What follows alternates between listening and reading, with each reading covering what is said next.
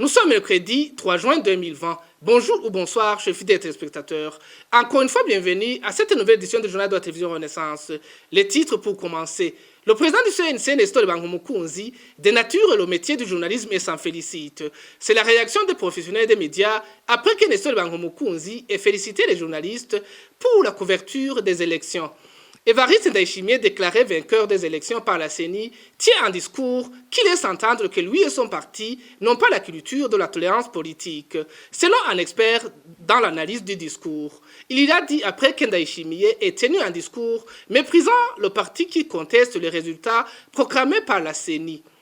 Hors de nos frontières, c'est un ouf de soulagement pour plus de 4000 conducteurs de taxi-moto et les usagers. Ils viennent d'être autorisés à reprendre le travail après près de 3 mois de confinement total. Les détails dans un instant.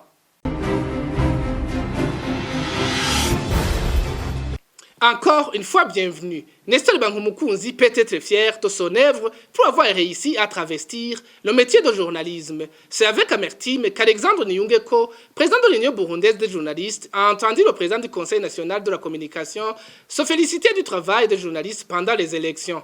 Mardi, Nestor Bangoumukounzi a en effet tenu un point de presse où il a pris les professionnels des médias pour témoins de ce qui s'est passé dans les urnes. Franck Kazé. Des éloges, rien que des éloges pour une couverture médiatique assurément parfaite. Et pour Nestor Bangoumukounzi, président du CNC, le public a ainsi pu être bien servi de belle manière par des témoins privilégiés. Cette mission a été exécutée à un degré de professionnalisme et de sens de responsabilité très élevé. Ils ont ainsi pu donner les premières tendances des résultats provisoires et partiels des élections du 20 mai. Cela faisant, ils ont été les témoins privilégiés du déroulement de l'opération de vote. Le Conseil national de la communication saisit cette opportunité pour remercier les journalistes et les médias qui ont pris part à la synergie des médias. Une fois de plus, ils ont fait preuve de maturité professionnelle et ont prouvé leur sens élevé de responsabilité sociale. Mais du côté des professionnels des médias, l'on estime qu'il n'y a pas de quoi s'enorgueillir. Pour le président de l'Union burundaise des journalistes, UBJ, Alexandre Niungeko par exemple, les journalistes étaient juste des témoins avec les mains liées. Selon lui, Bangoumukounzi n'a fait que le travail que son parti lui a ordonné. S'il faut se gargariser d'avoir empêché les journalistes de faire leur métier, s'il faut s'applaudir, s'il faut être satisfait d'avoir empêché les médias, les journalistes de faire réellement leur travail, je crois que Bangoumukounzi a raison de s'enorgueillir. S'il faut parler de témoins, nous sommes tous témoins de ces prestations de Sieur Bangoumukounzi. Et pour un militant zélé comme lui du CNDD-FDD, on ne pouvait s'attendre qu'à cela. Les professionnels des médias ont sans doute gardé en mémoire la mise en garde énoncée par le même Nestor Bangoumukounzi 2 mois avant les élections.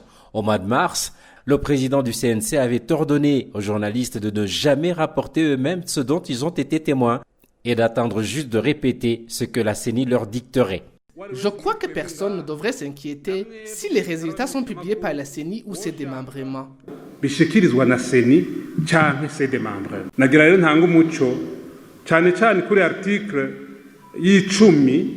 Je vais vous donner la lumière, surtout à ceux qui concernent l'article 10, qui stipule que les journalistes devront publier les résultats des urnes qui sortent de la CENI et ses démembrements, donc les CEPI ou les CECI. Une attitude digne de figurer dans les annales de l'histoire, selon Alexandre Niungeko. Pour le président de l'UBJ, on se souviendra longtemps du travail de démolisseur du CNC et de son patron. On gardera toujours en mémoire dans Bangoumukounzi et dans CNC qui aura excellé et qu'on pourra même peut-être mettre dans les records Guinness d'un organe de régulation répressif, d'un organe de régulation irresponsable sur le plan de la profession. Pour rappel, la synergie des médias qui a couvert les élections au Burundi était dirigée à partir du ministère de la Communication. La rédaction centrale, elle, était localisée à la radio-télévision nationale du Burundi. Merci à notre confrère Franck Kazé. Le seul parti qui conteste les résultats des élections de 2020 ne peut pas empêcher la majorité des citoyens burundais de célébrer la victoire du parti CNDD-FDD. C'est ce qu'indique Évariste Ndayishimiye, déclaré élu président par la CENI. Selon un expert en analyse du discours, ses propos sont loin d'être rassurants. Pour lui, le discours d'Évariste Ndayishimiye est la preuve que le pouvoir s'écarte de la voie de la démocratie. Le point avec Rodrigue Ndikumwami. Les élections qui se sont déroulées au Burundi, le seul parti politique ne peut pas le contester pour qu'elles soient validées. Évariste Ndayishimiye, le nouveau président élu, s'il nomme tous qui n'acceptent pas les résultats des élections, comme quoi chaque famille a son idiot. Ces dernières élections, n'est-ce pas un seul parti qui les conteste? Avez-vous entendu un autre parti se plaindre? Un seul parti peut-il combattre et vaincre tout le peuple burundais? Dieu a déjà tout unifié. Je vous dis la vérité. Même cela, vous allez voir tous les Burundais unis sans que personne ne se plaigne. On dit que chaque famille a son idiot. Il y aura toujours des troubles faits. Ils doivent exister. Et j'aime ce que notre guide permanent a dit. Ils sont utiles pour nous pousser à plus réfléchir.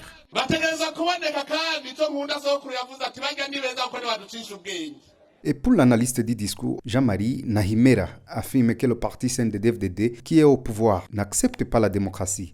Et ça montre que même si Évariste Ndayishimiye, le nouveau président élu, il n'y aura pas de changement dans le pays dans le domaine du respect de la démocratie. Ce discours du général Évariste Ndayishimiye montre au moins trois choses. La première, c'est que le général Évariste Ndayishimiye n'a pas encore intégré la culture démocratique. C'est-à-dire qu'il n'accepte pas que les gens qui sont lésés puissent exprimer leurs griefs et puissent dire qu'il y a des choses qui ne vont pas bien. Quand je parle de culture démocratique, ce ne sont pas seulement les élections, c'est aussi une manière de vivre où les gens peuvent exprimer ce qu'ils pensent sans risquer d'être emprisonnés ou de mourir. C'est pourquoi on voit que quand vous n'êtes pas d'accord avec le parti au pouvoir, on vous appelle des noms comme Mougeri, comme Akagougou, qui montre que le parti au pouvoir ne vous considère pas comme une personne respectable. La deuxième chose qui apparaît dans ce discours, c'est que ça montre qu'il ne risque pas de changer grand-chose en ce qui concerne le respect des droits de l'homme. Il y a eu des élections, bien sûr, qui sont contestées. Beaucoup de gens semblent penser qu'avec un nouveau président, il y aura un certain changement, que le nouveau président peut-être respectera mieux les droits de l'homme et que, par exemple, les réfugiés peuvent rentrer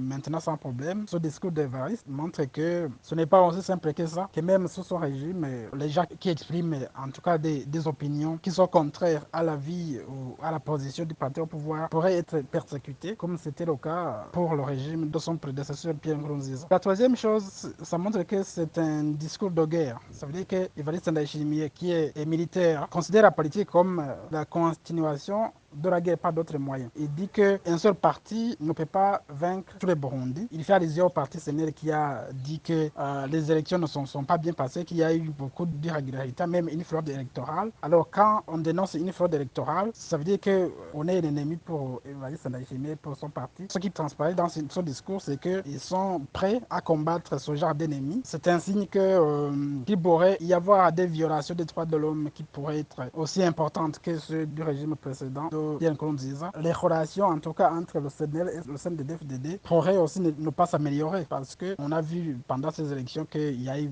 beaucoup de tensions entre le CNDD-FDD et le CNL et que beaucoup de gens ont été emprisonnés, surtout des membres et des sympathisants du CNL, et que donc ça ne risque pas de s'améliorer pendant le régime de Évariste Ndayishimiye. Nous vous signalons qu'Agathon Rwasa, président du parti CNL, a déposé plainte devant la Cour constitutionnelle en refusant les résultats des urnes. Le parti CNL a indiqué que depuis les propagandes a cherché Évariste Ndayishimiye pour discuter comment on peut résoudre un problème entre le parti CNDD-FDD et le parti CNL. Mais Évariste Ndayishimiye n'a pas voulu ça. Merci aussi à notre confrère Rodrigue Ndikumwami. Au moins 17 personnes tuées, 5 portées disparues et plus de 100 personnes arrêtées arbitrairement. Il s'agit de certains des chiffres contenus dans le rapport mensuel de mai publié par ACAT Burundi. C'est ce qu'indique Augustin Nimubona, chargé de la communication au sein de cet organisme. ACAT Burundi demande à la communauté internationale de suivre de près la situation des droits de l'homme qui continue d'être bafouée au Burundi. Dans son rapport, la CAT Burundi a pu répertorier 17 cas d'assassinat, 5 cas d'enlèvement, 111 cas d'arrestation arbitraire et de détention illégale, ainsi que 21 cas d'atteinte à l'intégrité physique. Et le plus grand nombre de toutes ces violations sont commises en premier lieu par des imbonerakure, certains agents du service national de renseignement, ainsi que certains policiers. Et la CAD Burundi dénonce dans ce rapport un climat de peur suite aux actes de harcèlement à l'endroit des militants d'opposition, en particulier les militants du parti CNL, qui a caractérisé les élections présidentielles, les législatives ainsi que les communales du 20 mai 2020. Pendant ce scrutin, plusieurs cas de violation des droits humains ont été enregistrés, notamment les arrestations arbitraires. Pour cette journée du scrutin, des centaines de membres du parti CNL ont été arrêtés, d'autres tortures. Suite à tout cela, la CAD Burundi recommande au gouvernement du Burundi de garantir les droits électoraux, notamment par l'arrêt de l'intolérance politique et le bannissement du discours de haine qui a caractérisé et qui continue de caractériser le processus électoral en cours. La CAD Burundi demande aussi aux institutions nationales des droits de l'homme, notamment la CNDH et l'institution d'Ombudsman, de suivre de près les cas des militants du parti CNL qui sont victimes de détention arbitraire, pour la plupart qui ont été arrêtés lors des élections, le jour des élections du 20 mai 2020. CAD Burundi demande enfin à la communauté internationale de suivre de près l'évolution critique et de dégradation des droits de l'homme en tenant compte des facteurs de risque pouvant aggraver la situation des droits de l'homme au Burundi dans le contexte électoral en cours. Page économie de ce journal. Dénoncer les actes de corruption est un acte hautement citoyen. L'acte est d'autant plus reconnu que celui qui a le courage de le faire est récompensé. Audace Nyonzima, commissaire général de l'Office burundais des recettes, dans le bilan qu'il a dressé ce mardi, comptant pour le premier semestre de l'an 2020, a présenté une personne qui a gagné plus de 70 millions de francs burundais. La somme représente le 10e de la valeur de la fraude qu'il a dénoncée. Il a profité de la même occasion pour sensibiliser tous les Burundais à se désolidariser avec les fraudeurs et surtout de les dénoncer. De l'année 2019, on a enregistré 13 dénonciations. Cette année, jusqu'à fin mai, nous avons déjà traité 28 dossiers. Donc c'est plus du double par rapport à l'année passée. Ce qui a permis de recouvrer, comme je viens de le dire, comparativement à l'année passée. Et pour cette année, ça nous a permis de recouvrer le montant les 28 dossiers traités, de recouvrer le montant comprenant le principal et les pénalités, un montant de 2 151 511 253 francs burundais. Alors que l'année passée, on avait seulement recouvré, pendant les 6 premiers mois de l'année, on avait seulement recouvré le montant de 202 736 234 francs burundais. Donc vous comprenez qu'il y a une nette amélioration par rapport à l'année passée. Donc ça c'est la fraude douanière et la fraude fiscale. Sur cette dénonciation, je vous informerai qu'il y a un seul individu qui nous a donné des informations qui a permis de recouvrer un montant de près de 700 millions et qui a reçu une prime de dénonciation d'un montant de plus de 67 millions, une seule personne. Donc c'est pour vous informer que les primes de dénonciation sont effectivement versées. Et sur les 28 dossiers de dénonciation, le total de la prime versée s'élève à 161 965 379 francs burundais. Ça, c'est la prime de dénonciation qui a été versée aux dénonciateurs. Page justice pour continuer ce journal.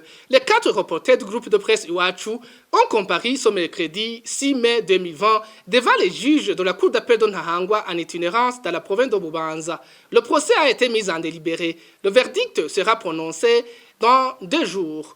Ils sont au 226e jour d'incarcération. Ils ont été condamnés le 30 janvier de 2 ans et demi de prison et d'une amende d'1 million chacun par le tribunal de grande instance de Bubanza. Pour le rappel, ils ont été arrêtés le 22 octobre dernier à Bubanza. Ils se rendaient en commune de Musigati pour un reportage sur les affrontements qui opposaient les rebelles et les forces de l'ordre.